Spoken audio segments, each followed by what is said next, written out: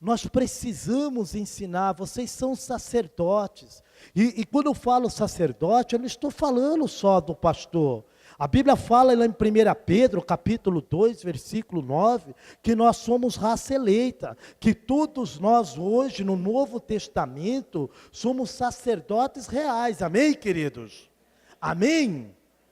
E o sacerdote, qual é a função do sacerdote? Quando nós olhávamos para o Velho Testamento, o sacerdote, era aquele que ele oferecia sacrifícios, tanto por ele, mas também pelo povo. O sacerdote, ele ia na presença de Deus para representar o povo, mas quando ele saía da presença de Deus, era para representar Deus diante do povo. E se eu e você, no Novo Testamento, lá em 1 Pedro capítulo 2, diz que nós somos sacerdotes reais, nós temos que representar, Deus diante das pessoas. E além do que, em 1 Coríntios, capítulo 5, versículo 20, diz que nós somos embaixadores de Cristo, nós somos representantes de Cristo, e é por isso que nós trabalhamos com o discipulado.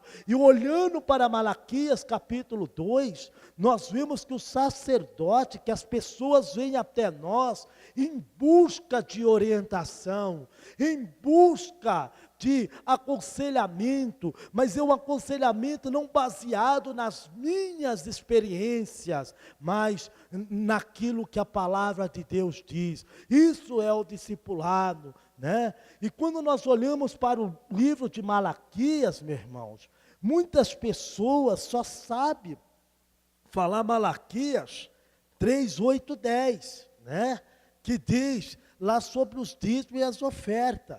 E até mesmo o sacerdote diz, olha, se você não dá o dízimo, se você não dá a oferta, então você vai ver o cortador, o migrador. Só que esquece que Malaquias, tem Malaquias 1, tem Malaquias 2, tem Malaquias 3. Malaquias é um profeta da restauração. Por que da restauração?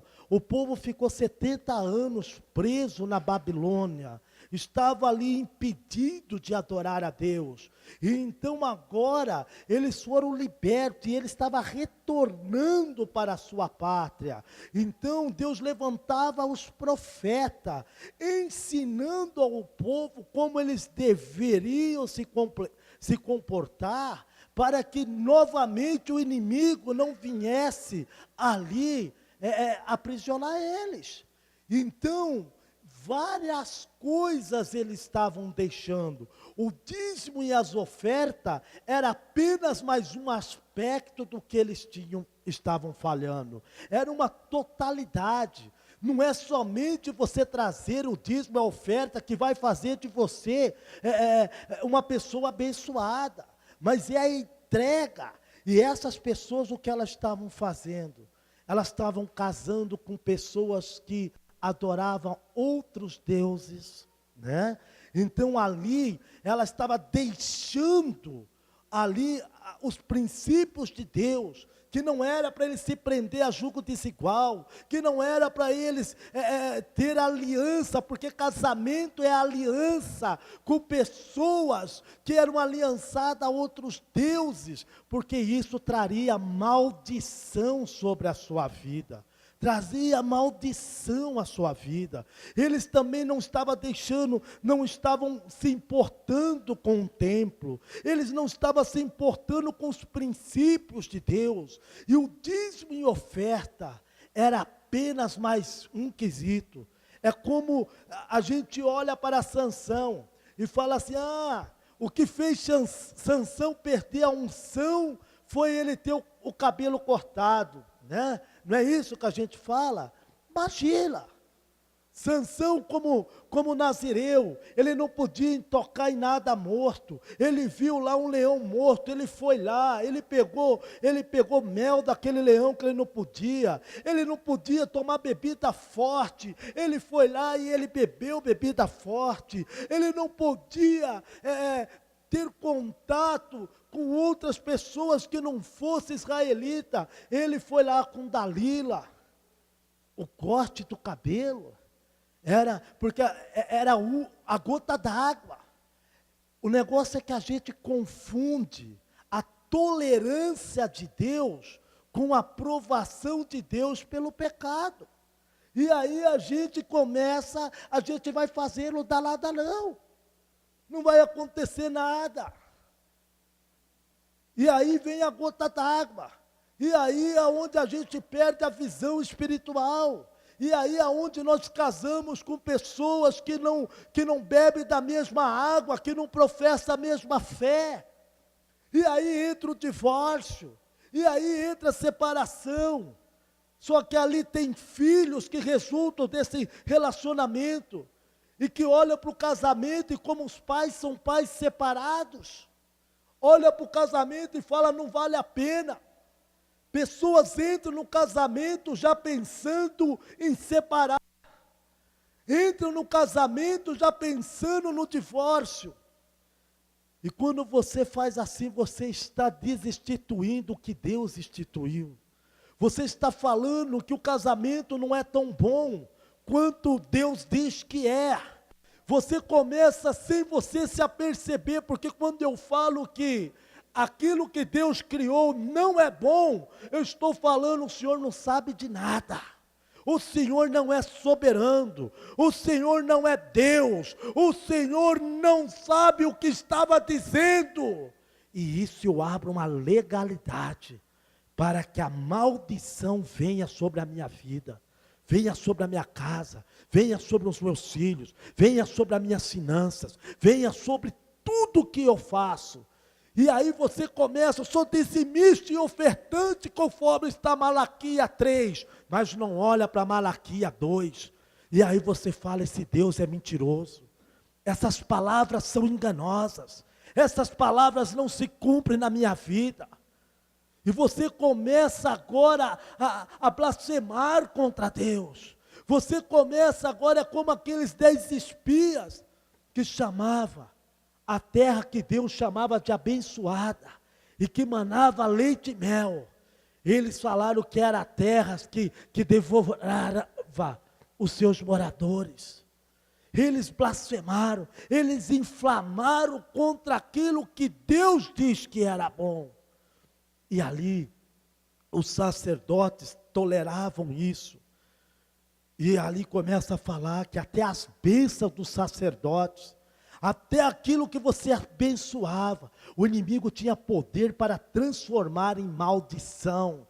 Porque é sacerdote que já não mais combate o pecado, é sacerdote que já, por medo de não ser aceito, começa a negar a verdade, só prega parte da verdade.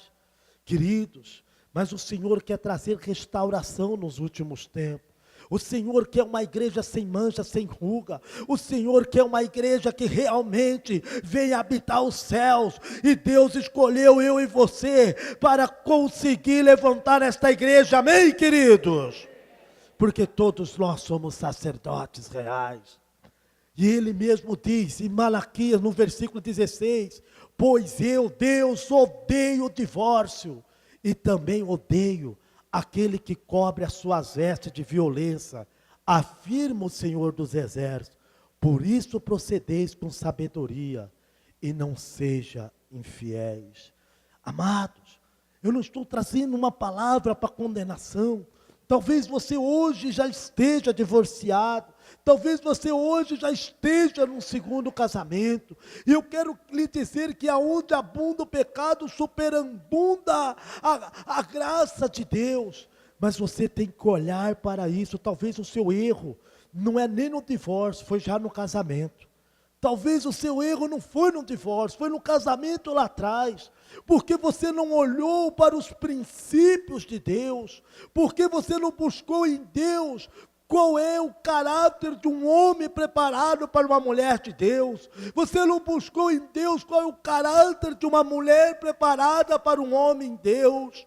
Ou talvez vocês se conheceram longe dos caminhos do Senhor. E hoje então você está num momento difícil, mas eu quero te dizer, a esperança para a tua vida, porque hoje é um novo começo, porque hoje tem vindo luz, tem chegado salvação à tua casa. Simplesmente confie em Deus. Ele te ama. Você vai se assentar à ceia. Como você pode se assentar à ceia se você não tem confiança no Senhor? Se você não tem fé naquilo, se você não tem fé na pessoa dele? Queridos, os planos de Deus são planos de bem e não de mal.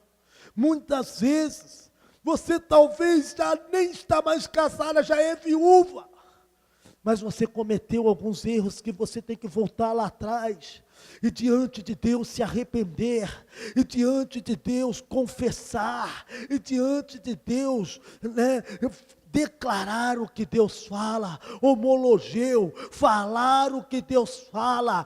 Confessar é isso, dizer o que Deus diz acerca da sua vida, acerca da sua família. Deus quer usar o seu lar para ser testemunho vivo, para que as pessoas olhem para a sua casa e possam dizer: de fato existe um Deus, de fato existe um Deus que traz harmonia, de fato existe um Deus que traz paz, de fato existe um Deus, porque eu olho para vocês e eu vejo vocês até mesmo numa situação difícil, mas eu sinto a paz de Deus quando eu entro nesta casa, na forma de tratar um ao outro. Queridos, Deus quer usar no seu lar para abençoar gerações, para abençoar os seus filhos, porque os nossos filhos serão no casamento aquilo que Ele olha para nós e vê em nós sermos dentro do casamento. A palavra divórcio tem que ser banida do meio cristão. A palavra divórcio não pode ser nem cogitada, porque não é somente a sua família, não é somente o casal, existem vários aspectos da família. Eu quero te dizer que casamento foi Deus que instituiu, está selado nos céus. Está selado nos céus. Casamento foi Deus que inventou. Toma muito cuidado quando você falar mal do casamento, porque você está falando mal do Criador. Toma muito cuidado quando você fala algo do que não sabe, porque as palavras no mundo espiritual, eles são documento. Toma muito cuidado. Assuma os seus erros. Se o casamento talvez não esteja do jeito que Deus gostaria, não é por conta de Deus, é por conta que eu e você temos errado. Mas nesta noite, o Senhor quer trazer princípios que pode mudar, pode revolucionar a minha vida, a sua vida, o seu lar, a sua família. Amém, queridos? Você crê nisso? Faz parte da aliança. Você é sacerdote real.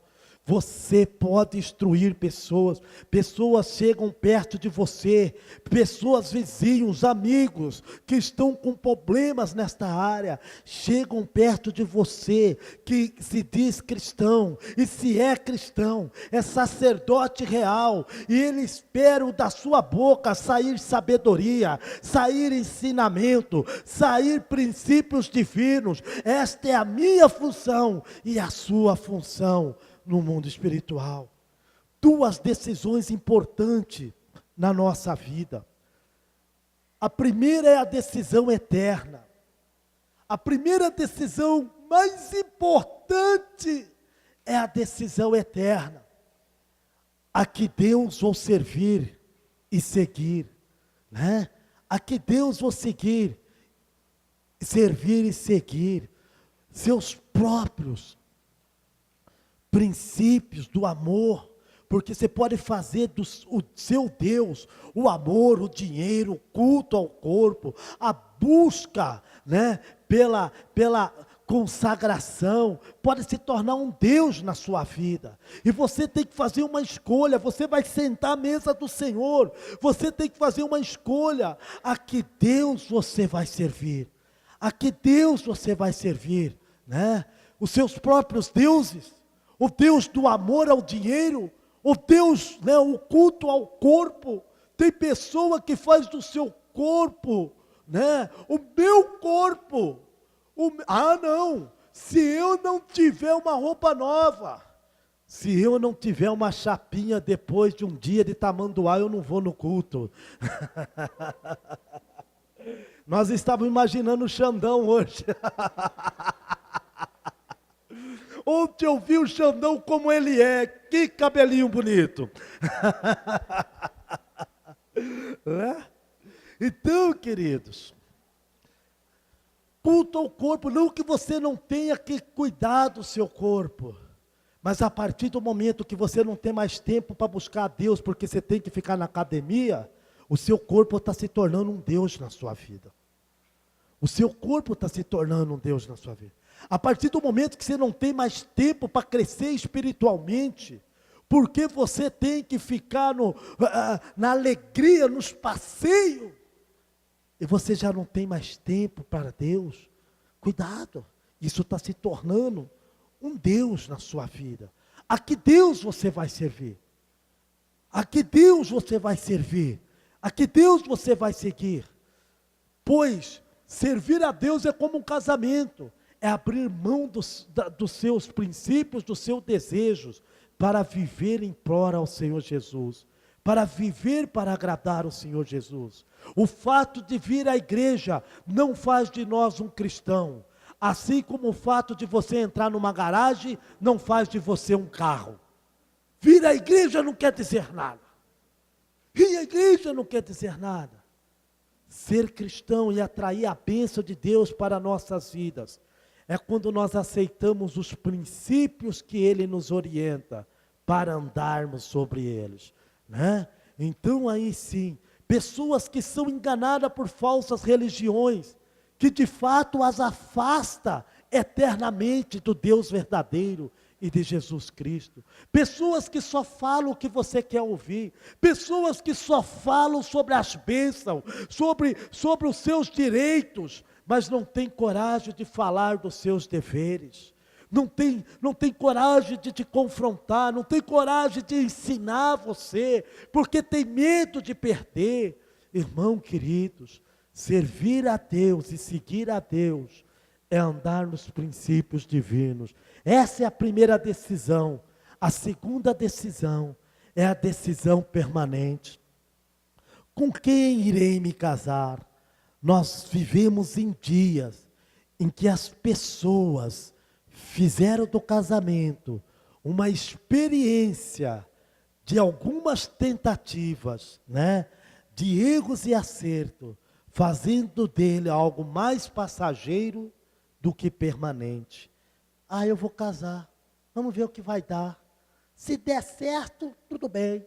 Se não der, do mesmo jeito que eu caso, eu me separo. Tem gente que não quer nem casar, vamos fazer um contrato agora. Né? Aí depois fala, estou me separando por quê? Porque é rouca demais, porque engordou demais, né? Pastora Cidinha casou com um atleta, olha só que virou isso. Né? Eu dormia como um anjo. Agora nem os anjos suportam ficar no quarto de tanto barulho. Né? Mas tem que aguentar. E eu digo a ela, os incomodados que se retirem. E não me atormente. Deixe eu dormir. Coloque protetor de ouvido. Não é verdade? Mas isso é casamento. Casamento. Quando você faz as juras de amor aqui, quando você faz o voto, você está falando até que a morte o separe. Casamento é algo divino. Casamento está falando, olha, eu vou viver com você incondicionalmente. Eu vou viver com você, aconteça o que acontecer, haja o que houver. Eu vou ficar com você até que a morte o separe. Amém? Então para o solteiro é hora de você abrir os olhos, amém? Amém ou não amém? Cadê os solteiros? E para os casados, é hora de você fechar os olhos, amém? Era para ter visto lá atrás. Agora não adianta mais. Mas pastor, olha o que Deus me deu. Deus deu não. Você escolheu, miserável. Você foi lá. Pessoa salável, sabe o que você fazia? Quem cuida da minha vida sou eu. Eu sou o dono da minha vida. Vocês querem escolher até com quem eu vou casar, né? Eu sei que isso não acontece com vocês, mas vocês vão instruir outras pessoas, né? Que estão passando por isso, ok, queridos? Então, meu irmão, são duas decisões importantes. E a quebra de voto, seja qualquer voto, traz maldição na sua vida. Traz maldição. É melhor não fazer o voto do que fazer e não cumprir. E diante do altar, diante de Deus, você tem que saber que casamento é algo divino. Você está fazendo um voto diante de Deus e diante de pessoas. A sua separação é você jogando ao lado de Satanás e dizendo assim: o que Deus inventou não é bom, casamento não presta. Você, jovem, quando fica no ficar, você já entra principalmente quando você entrega algo porque o seu corpo no casamento não pertence mais a você, pertence ao outro. Por isso que numa infidelidade, a primeira sensação que nós temos é de traição, é de frustração, é de perda. Porque quando uma pessoa nos trai, ela deu a outra pessoa algo que não era dela, porque pertencia ao outro cônjuge. Por isso, essa sensação. Então, casamento é algo sério. Eu não estou fazendo curso de casais aqui, mas eu estou pregando para a igreja, para quem está casado e para quem pretende casar. E para quem não pretende casar, que instrua outros, amém? Porque você é sacerdote. Primeira coisa, casamento é divino, foi instituído por Deus e simboliza, né, a união de Cristo com a igreja, Efésios 5, do 22 ao 24, né? Maridos, amai vossa esposa, assim como Cristo amou a igreja, e as esposas sejam submissas aos vossos maridos. Por isso deixará o homem seu pai e sua mãe, e se unirá à sua mulher, e os dois formarão uma só carne, viverão em comum. Agora é tudo nosso, não é mais o meu e o seu. Além do que, quando eu caso, os pais transferiram a autoridade agora para vocês formarem o seu lar. Pais, em nome de Jesus, você pode orientar, mas a escolha agora é conjugal. Não se intrometa na vida do casal, ok? A segunda coisa que o casamento também é num aspecto legal, né? Romanos 13, 1, diz que todos os homens devem ser sujeitos às autoridades, porque todas as autoridades foi constituída, foi levantada por Deus, Não há autoridade que não proceda de Deus. Por isso que quando eu tenho um relacionamento íntimo, antes de oficializar diante do cartório, eu estou indo contra Deus, porque eu estou indo contra as leis, e indo contra as leis, foi Deus que levantou as autoridades. Quando você vai contra os princípios de Deus, seja no seu lar, os filhos contra os pais, você não está indo contra os seus pais, você está indo contra Deus, e então por isso a legalidade para maldição estabelecer na vida de vocês, jovens. Por isso, o primeiro mandamento com promessa: honra teu pai e tua mãe. Valorize teu pai e tua mãe, para que você viva muito, e tudo que você venha fazer, você venha ter a bênção de Deus, você venha prosperar, né? Quando você vai contra os professores, quando você vai contra os militares, contra os governos, fizeram a sua escolha. Não reclame mais do governo do país. Ore, ore. O povo tem o governo que merece. O povo escolheu. Agora ore. Não vá contra Deus. Não traga maldição na sua vida. Quando a esposa já não respeita o marido, quando o marido não ama a esposa, vocês estão indo contra Deus. Não é que Deus te castiga, mas a legalidade para o diabo trazer maldição sobre a sua vida, trazer o mal, trazer a doença, trazer a miséria, trazer a destruição no lar, na sociedade, perca de emprego. Você não pode pensar o mal que isso causa, o mal que isso causa. E a terceira coisa é que o casamento é algo social. Ali tem famílias, ali tem amigos, ali tem igreja, aonde solenemente aquelas pessoas se reúnem, falando assim: nós estamos de acordo com esse casamento, nós aprovamos esse casamento. Por isso, quem vai se casar tem que tomar cuidado em escolha de padrinhos. Padrinhos não é por presente, padrinhos é por pessoas que vão ter a ousadia de te corrigir aonde você está errando em relação ao casamento. Em relação ao casamento. Porque algumas pessoas falam: eu não vou nesse casamento. Porque ela está falando: eu não aprovo, eu conheço, eu sei que não vai dar certo.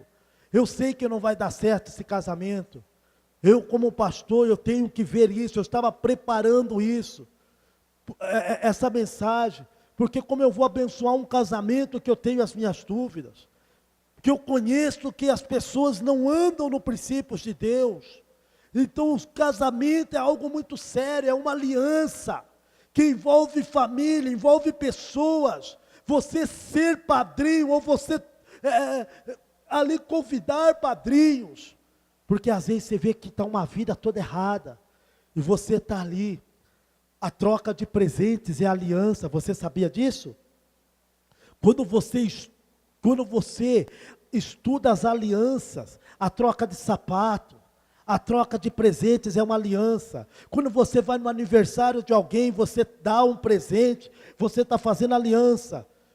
Como é que os macumbeiros, feiticeiros entram dentro da casa das pessoas? E você fala: mas eu sirvo a Deus. Mas você não consagrou aquilo. E quando você recebe o presente de alguém, você está representando o quê? Eu estou aceitando esta aliança. E por isso o mal tem poder sobre você. Por isso tudo que vier na sua mão, ore, quebre, consagre. Aí sim, e aí o mundo das trevas passa a ser mais prudente do que o reino da luz, e você vai aceitando tudo que lhe dão, e você vai comendo tudo que lhe dão, sem orar, sem abençoar, e depois você não sabe porque certas coisas estão acontecendo na sua vida. Princípios de Deus, irmãos, princípios que às vezes nós ignoramos. Ali tem pessoas que estão aprovando e mostrando para a sociedade: olha, nós concordamos com esse casamento. E aí você vai e traz uma separação. Você traiu a confiança daquelas pessoas que aprovaram o seu casamento. Você testemunha negativamente de que o casamento não funciona. Você começa, e principalmente se você é um cristão, e aí entra o descrédito. A mídia já tem trabalhado contra o casamento. E muitas vezes nós cristãos apoiando o divórcio, apoiando a separação. Pais, queridos, nós precisamos se posicionar como igreja. Amém, queridos? A palavra, nós vamos participar da ceia, dentro de alguns minutos. E a palavra do Senhor em 1 Coríntios capítulo 11, no versículo 29, se não me engano, diz assim: por isso muitos são os que estão fracos, muitos que estão doentes, porque não conseguem discernir o corpo de Cristo, porque não conseguem se ver a sua função como sacerdote real. a sua função como homem e mulher cristão, a igreja precisa se posicionar. E muitas vezes, para você abrir uma legalidade para maldição, não é só você fazer coisa errada, é você deixar de fazer as coisas certas. Por isso eu amo essa visão de discipulado e de célula, aonde você tem a oportunidade de exercer o ministério para qual Deus o chamou. Você não precisa fazer parte de uma minoria que sobe em cima de púlpito e prega, mas no dia a dia você pode ser esse sacerdote real, instruindo as pessoas nos princípios que ela deve andar. No dia a dia você pode estar sendo esse representante de Deus, ajudando a sarar o povo, a humanidade que tem se corrompido. E para vocês jovens, o grande receio dos jovens é escolher a pessoa errada. O grande medo dos jovens se relacionar é escolher a pessoa errada, porque a Bíblia diz que quem acha uma esposa, né, ele acha um bem precioso. Aquele que encontra uma esposa, encontra uma bênção de Deus, encontra um presente de Deus. Queridos, e esse é o grande desafio, mas escolhas bem-sucedidas são geradas em oração com direção de Deus. Se você não quer fazer escolha errada, jovem, toma posição, começa a buscar a Deus, começa a crescer, seja transparente com a sua liderança, com seus pais. O rei Davi, que é o rei Davi, o homem vitorioso em batalhas, um homem de conquista, o rei não aclamado pelos homens, mas escolhido por Deus, porque o rei aclamado pelos homens foi Saul, mas Davi, um rei escolhido por Deus, um rei instituído por Deus, ele vai, e um dia ele peca. Se Davi, que é Davi, segundo o coração de Deus, caiu em fraqueza, quanto mais eu e você não cairemos, queridos. Mas ele diz que enquanto ele escondeu esse pecado, os seus ossos se secaram. Aquele homem de guerra, aquele homem vitorioso, aquele homem que era um espetáculo, aquele homem de conquista, começou a se definhar, começou a se tornar um covarde, os ossos se secaram, a tristeza tomou conta, a depressão veio. Por isso Tiago 5,16 diz: confessai as vossas culpas uns aos outros para serem sarados. Confesso a Deus para ser perdoado, só Deus pode perdoar pecado.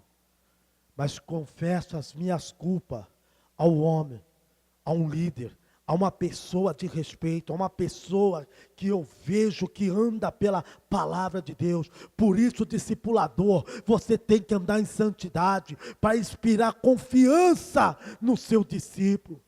E aí então você vai ajudá-lo a romper, a vencer. Queridos, muitos deixam de orar com medo de ouvir um não de Deus, mas ore, busque na palavra de Deus. Jugo desigual faz com que nos distanciamos da presença de Deus. Toma cuidado com o jugo desigual, toma cuidado.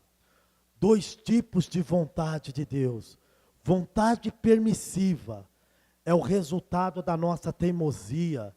Queremos algo que estamos dispostos a ignorar a palavra de Deus.